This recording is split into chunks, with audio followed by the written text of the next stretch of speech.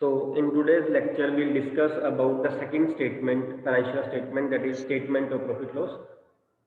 जैसे मैंने पहले आपको बताया कि इन case of sole trade and partnership accounts, it is known as income statement is known as profit and loss account. Whereas in case of company form of business, it is a statement of profit loss. अब statement of profit loss के आगे आपने यहाँ पे account नहीं लगाना. It is not statement of profit and loss account, it is statement of profit loss, because one thing can be a statement और an account, दोनों नहीं हो सकती. इधर it should be profit and loss account और it should be statement of profit loss. So in company form of business it is statement of profit and loss. Format will remain same जैसे balance sheet में था, particulars, note number, current year and previous year, and again it will be prepared in the vertical form. Last year we were preparing in the horizontal form, जो sold rate का profit and loss था तब ऐसे था, debit credit side पे आपकी income थी और डेबिट साइड पे आपके एक्सपेंसेस थे, ऐसे हो रहा था. और बाद में प्रॉफिट से नेट प्रॉफिट लास्ट में जो कैलकुलेट हो रहा था, अगर इनकम जो थी वो ज़्यादा आ रही थी एक्सपेंसेस से, ऐसे होगा, ऐसे था. अभी हम क्या करेंगे, अभी इसको हम वर्टिकल फॉर्म में प्रिपेयर करेंगे. हम यहाँ पहले लिख लेंगे इनकम जो सारी और नीचे लिख लेंगे एक्सपेंसेस सारे, इनकम माइनस एक्सपेंसेस, प्रॉफिट आ जाएगा. ठीक है, जैसे हमने दैट बैलेंस शीट में किया है, इक्विटी लायबिलिटीज पहले लिख ली, टोटल कर दिया, बाद में एसेट्स लिख दी, टोटल कर दिया. यहाँ पे हम क्या करेंगे, पहले हम इनकम लिख देंगे, उसमें से हम एक्सपेंसेस सारे माइनस कर देंगे एक एक करके, और जो बाकी बच जाएगा हमारा वो प्रॉफिट आ जाएगा. डन. ठीक. अब इनकम जो है वो कंपनी की, उसको हम सिर्फ दो पार्ट्स में डिस्ट्रीब्यूट करेंगे. हमने वैसे 11 में भी ऐसे किया हुआ था, लेकिन वहां पे थोड़ा अलग अलग सा था. यहाँ पे हम दो इनकम्स की बात करेंगे. एक इनकम होगी आपकी रेवेन्यू फ्रॉम ऑपरेशंस और एक होगी आपकी other income. Other income, revenue from operations and other income. Now what is the difference between these two, revenue from operations and other income? revenue from operations, इसको हम बाद में बहुत कॉमनली इसको हम RFO बोल देते हैं, बहुत कॉमनली शॉर्ट फॉर्म यूज करनी हो, एग्जाम में नहीं आपने यूज करनी है, हम बोलने में करते रहेंगे, क्लास में भी चाहे आप कर लेना, कोई टेस्ट हो कोई एग्जाम हो वहां आपने यूज नहीं करनी है RFO, short term, short form. Revenue from operations is the term which is used for the sale of goods and rendering of services. मैंने 11th में फर्स्ट एग्जांपल ली थी स्टेशनरी बिजनेस वाली, आपको हो सकता है याद हो क्योंकि ये एग्जांपल हमने कई बार ली. स्टेशनरी वाले बिजनेस के लिए मेन काम क्या है, नॉर्मल कोर्स ऑफ बिजनेस क्या है, स्टेशनरी वाला पर्सन. यस माने, पेन पेंसिल इरेजर ये पेन सब सेल पेंसिल करना. बेचना, नोटबुक्स बुक्स बेचना, मैगजीन सेल करना, sharpener, eraser mean stationery article sell करना, वो उसके लिए जो वहां से उसकी सेल हो रही है वो उसके लिए रेवेन्यू फ्रॉम ऑपरेशन. सपोज उसके पास किसी कंपनी के शेयर्स पड़े हुए थे, उसने वो शेयर्स लिए 10 लाख रुपए के, आज उसने वो 12 लाख के बेच दिए, जो उसका 2 लाख का प्रॉफिट हुआ है उस पर्सन के लिए वो अदर इनकम है, because that person stationery mart is not meant for purchase and sale of shares. कोई और एसेट बेच दे, सपोज वो उसके पास पड़ा था पुराना फर्नीचर, वो उसने प्रॉफिट में बेच दिया, वो भी उसकी अदर इनकम बन जाएगी. उसके पास कोई पीस ऑफ लैंड पड़ा हुआ था, बिल्डिंग पड़ी हुई थी, उसको बेच दिया उसने प्रॉफिट पे, वो उसके लिए अदर इनकम है. उसने कोई बिल्डिंग रखी हुई थी, रेंट पे दी हुई थी, उसका रेंट रिसीव किया, वो उसके लिए अदर इनकम है.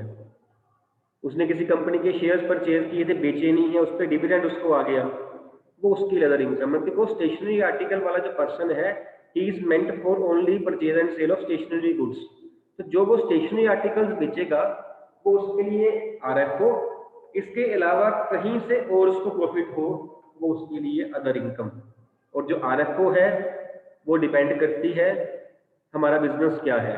अगर वो एक बिजनेस के लिए RFO है, रेवेन्यू फ्रॉम ऑपरेशंस है, डजंट मीन कि वो दूसरे बिजनेस के लिए भी RFO रहेगी, दूसरे बिजनेस के लिए वो अदर इनकम हो सकती है. फाइन. सपोज मेरा काम स्टेशनरी का है, मेरे लिए sale of stationery articles RFO. मेरे पास एक पड़ी थी पुरानी चेयर्स पड़ी हुई थी, मैंने वो बेच दी प्रॉफिट पे, सपोज चेयर सेल करी, मेरे लिए वो other income.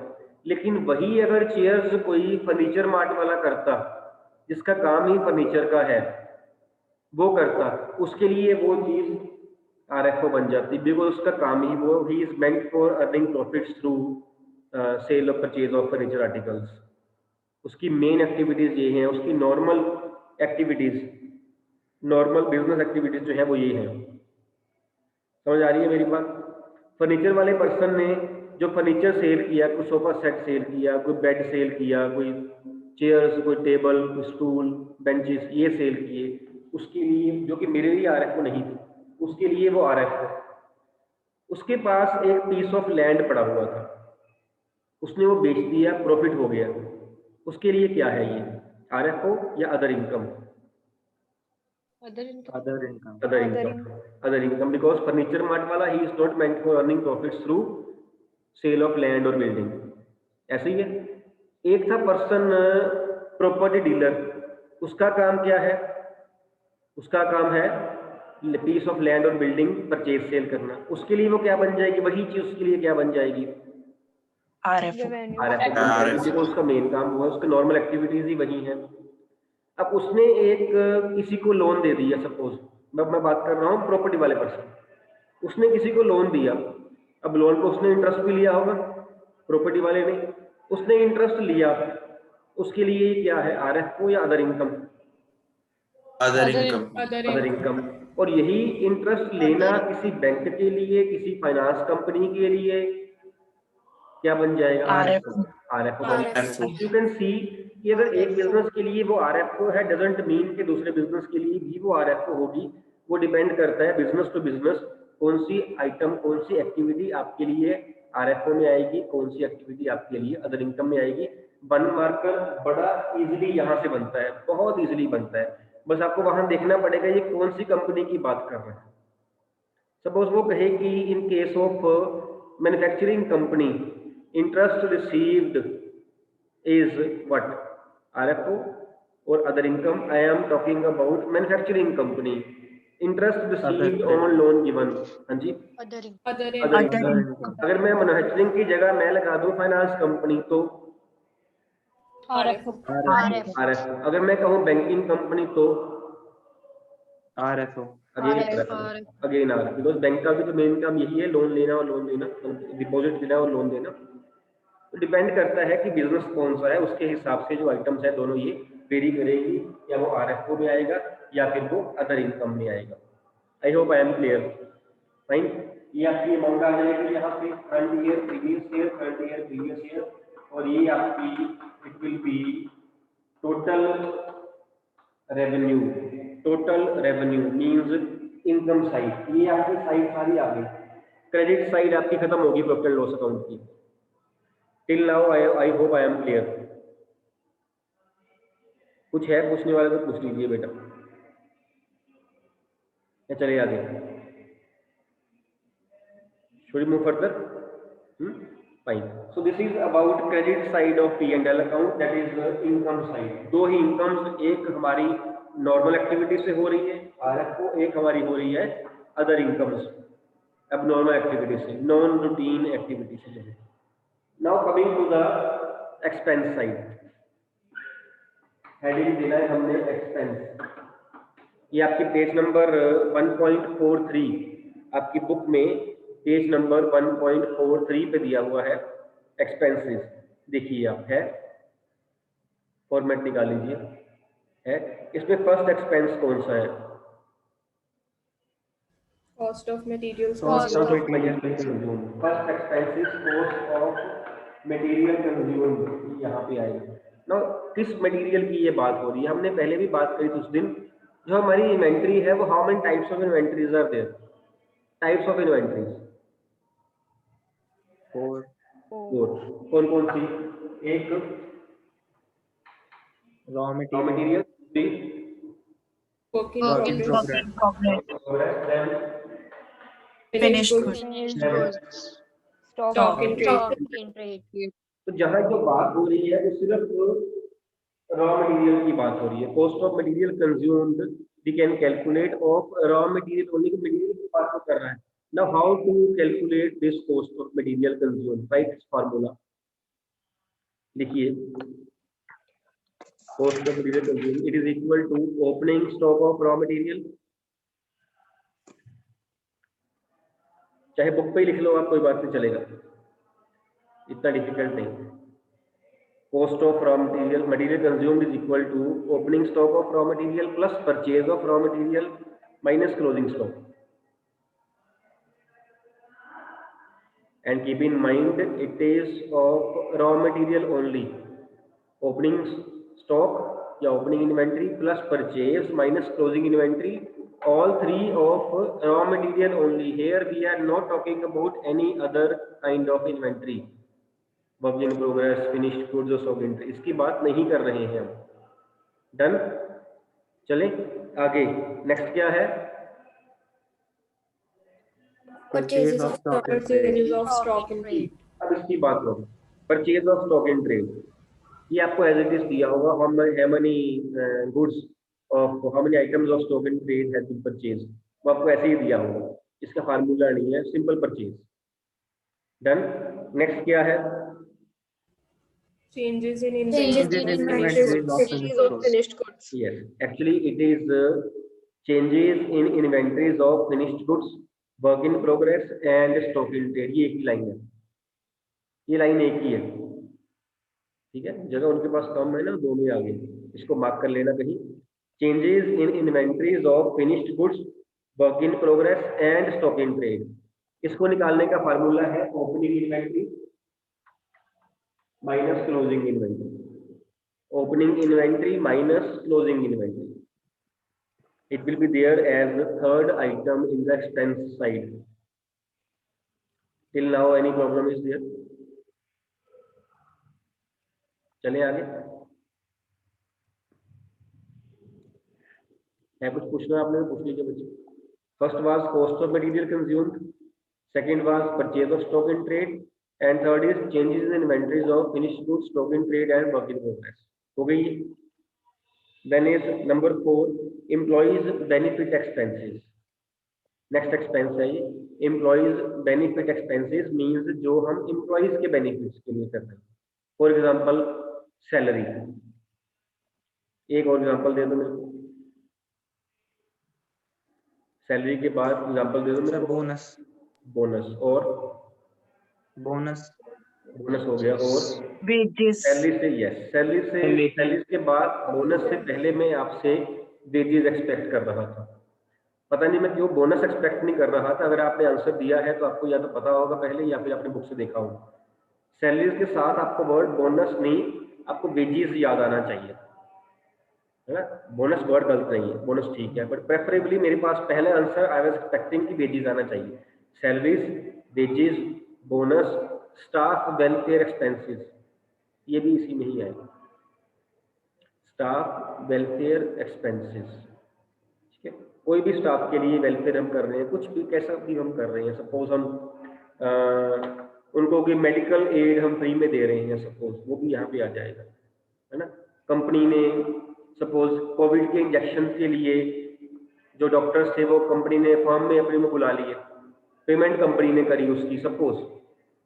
Again staff welfare expenses, because आज ही की न्यूज़ थी कि अब कंपनीज में डॉक्टर्स जा के भी जो है वो वैक्सीनेशन करेंगे. जिस हिसाब से जो कोविड है वो फैल गया है, in spite of this thing के पर्सन जो है वो जाए हॉस्पिटल्स में. अगर किसी के पास टाइम नहीं है, गवर्नमेंट ये कह रही है कि जहाँ पे 100 से ज़्यादा वैक्सीनेशन हो सकती है, ये नहीं कि कहीं किसी फर्म में 2 बंदे काम कर रहे हैं वहाँ डॉक्टर्स लगाने जाएंगे वैक्सीन, ऐसे नहीं होगा. उसने कहा जहाँ वैक्सीनेशन के लिए 100% अवेलेबल है, डॉक्टर्स वहाँ जा कैंप लगा दें और अपना जो है वो चार्जेस जो है वो ले सकते हैं. अगर कंपनी ऐसे वाले पैसे पे करती है on behalf of employees, it will be there in the employee benefit expenses also. Done. Otherwise salaries, wages, bonus और स्टाफ वेलफेयर एक्सपेंसेस तो है ही. Next is finance cost. Finance cost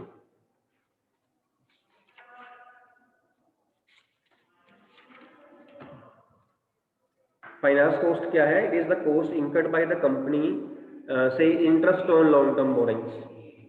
interest on long term borrowings, जो company borrowings करती है उसके ऊपर जो खर्चा पे करती है company, that is finance cost. Long term borrowing में सारे आ जाएंगे, whether they are debentures, they are public deposits और एनी अदर लोन से बैंक लोन आल्सो, उसका जो इंटरेस्ट पे कर रहे हैं वो भी इसमें आ जाएगा। इसके अलावा हमने एक टर्म करी थी premium on redemption of debentures, याद है, वो भी इसमें ही आएगा। Discount on issue of debentures, ये भी इसी टर्म लिख लीजिए, discount on issue of debentures, premium on redemption of debentures, ये इसमें आएगा। एक है आपको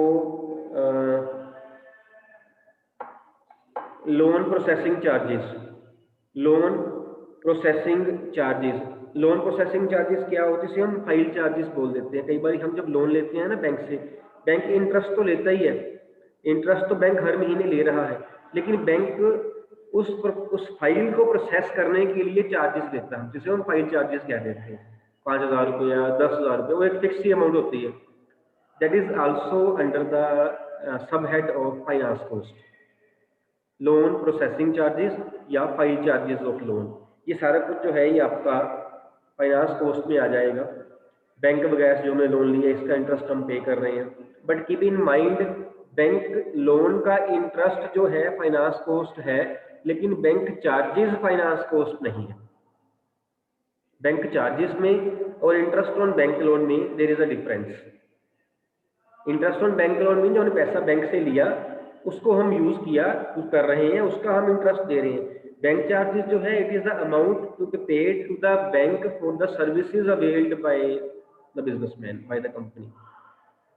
वो बैंक चार्जेस फाइनेंस कॉस्ट में नहीं आएंगे, interest on bank loan finance cost में आएगा, ये याद रखना, ये पॉइंट कई बार डिफर कर जाता है। देन इज नेक्स्ट है आपका इसी में ही depreciation and amortisation expenses. Depreciation और अमोर्टाइजेशन में डिफरेंस आपको पता यही है, depreciation is charge on tangible assets and amortisation is on intangible. यहाँ दोनों दिखाने हैं, बस दिखाने अलग अलग हैं, बाद में कंबाइन करके दिखाने हैं। से डेप्रिसिएशन ऑन बिल्डिंग से ₹10 लाख एंड गुडविल अमोर्टाइज्ड से ₹5 लाख, तो इस हेड में आ जाएगा 15 लाख रुपीज। टर्म्स अलग अलग हैं, सब हेड कॉमन किया हुआ है। Then after that is other expenses. Other expenses means वो एक्सपेंसेस जो सारे ऊपर नहीं आए हैं। Can you give me any example of other expenses जो ऊपर नहीं आए हैं? Various expenses are there, various expenses are. Think about profit and loss account, don't think about company books. Freight invoice. बेटा हैंड रेज कर दीजिए please. Yes Hina. Sir, outstanding salary. Salaries वहां आ गया, आउटस्टैंडिंग सैलरी आपकी लायबिलिटी में आ जाएगी बच्चे, इसलिए यहाँ पे नहीं आ पाएगी वो। सैलरी ऊपर आ गया है ना एम्प्लॉय बेनिफिट एक्सपेंसेस में। आउटस्टैंडिंग सैलरी जो है अगर यहाँ पे ऐड होगी तो यहीं पे ऐड हो जाएगी सैलरीज में, अदरवाइज लायबिलिटीज में, अदर करंट लायबिलिटी में बन जाएगी।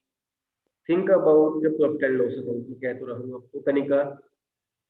Electricity bill, electricity charges, yes. Sania. Freight inwards. Freight inwards, outwards कहाँ आएगा?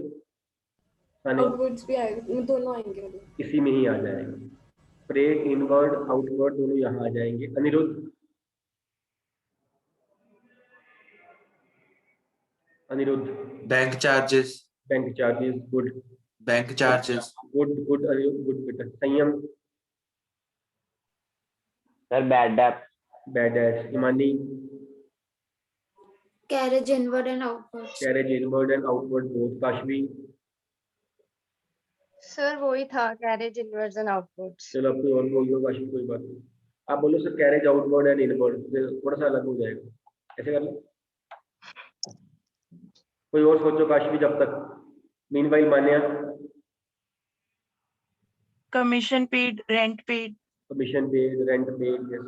So various expenses are there. You might have seen कितने expenses हैं। मैं तो कहता हूँ कि ऊपर कम है, बेचारे नीचे ज्यादा आ रहे हैं, है ना। डिस्काउंट वगैरह भी यहाँ पे आ जानी थी, सारा कुछ यहीं पे आ जाएगा। ठीक।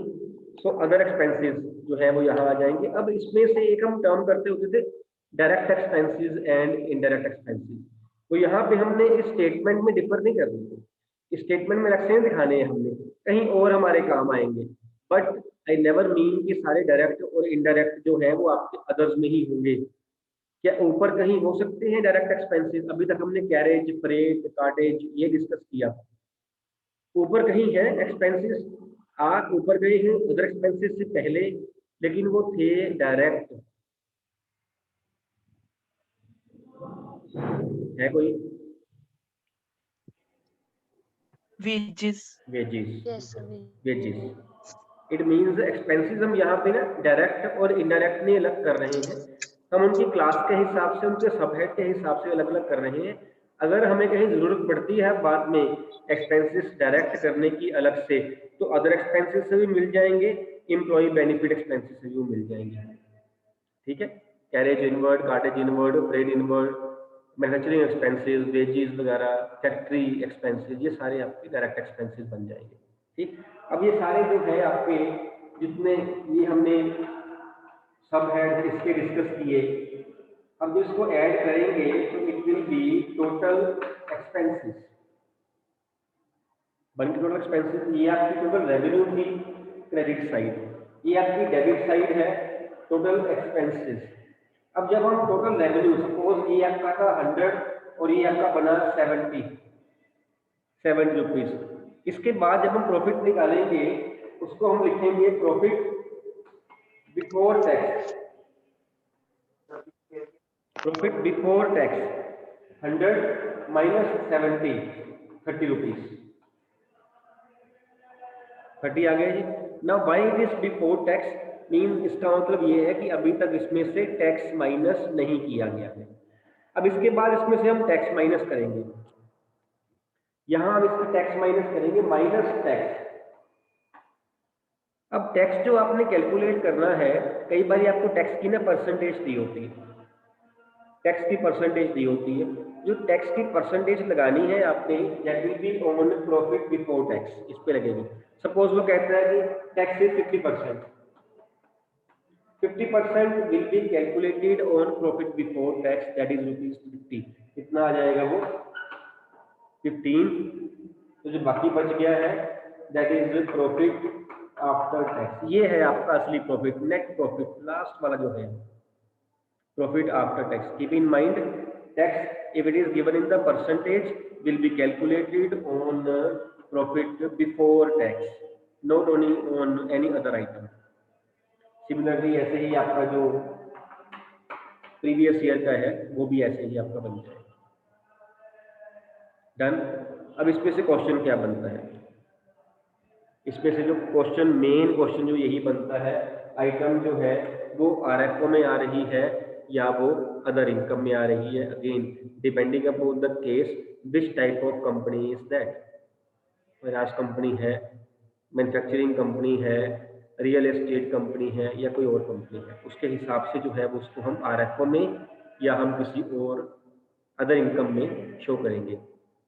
यहाँ मेन बनता है 1 मार्कर। अदरवाइज जो बाकी के पॉइंट्स हैं, कॉस्ट ऑफ मटेरियल कंज्यूम का हो गया, देन आपका चेंज इन इन्वेंट्री का हो गया, एक डेप्रिसिएशन का था, एक टैक्स कैलकुलेट करने के, सिर्फ कैलकुलेशंस है, इसमें कुछ नहीं। प्लस माइनस ये जितने आपको बुक में समझिए हुए हैं सिंपल प्लस माइनस है, जो थोड़ा ट्विस्ट कर सकते हैं सीबीएसई, इसमें से कर सकती है। यहाँ बनता है 1 मार्क, कहीं और इतना बनता नहीं है, कर लेना है हमने पर बनता नहीं है। ठीक है, एक इसमें पॉइंट और था करने वाला,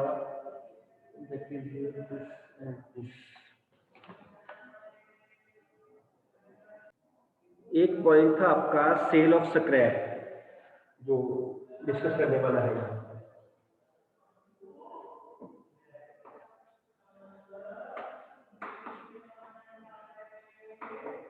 cell of scrap.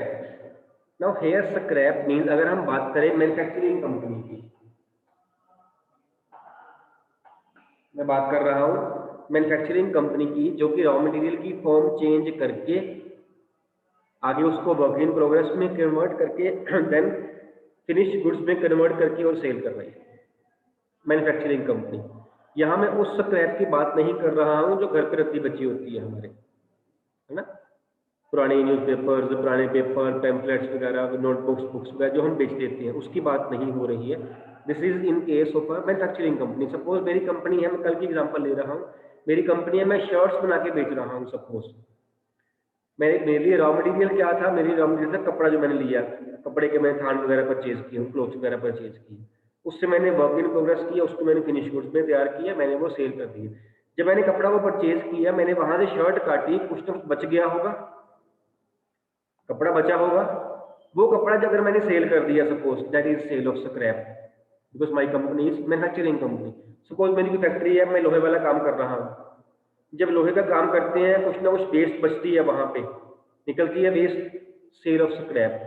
It is in case of a manufacturing company, sale of scrap will be there in RFO, it will be there in revenue from operations, not other incomes.